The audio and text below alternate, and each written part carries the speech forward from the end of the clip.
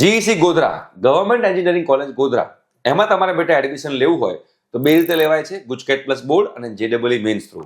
GUJCET plus બોર્ડમાં 95% seats છે અને જેડબલઈ મેન્સમાં 5% સીટ્સ છે. તો તમારે જેડબલઈ મેન્સમાં ઓલ ઇન્ડિયા રેન્ક શું હોવો જોઈએ એની હું આજે વાત કરીશ.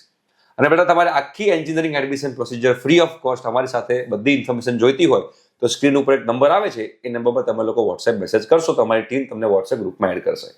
બેટા જીઈસી ગોધરામાં સિવિલમાં તમારે એડમિશન લેવું હોય, તમારો ઓલ ઇન્ડિયા રેન્ક જે છે 13 લાખની આજુબાજુ હોવો જોઈએ. જીઈસી ગોધરામાં ઇલેક્ટ્રિકલમાં એડમિશન લેવું હોય, તમારો રેન્ક જે છે 12.5 લાખની આજુબાજુ હોવો જોઈએ.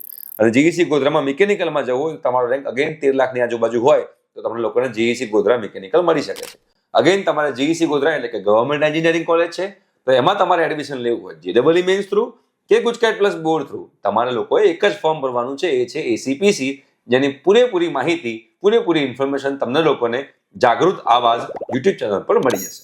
Okay, thank you.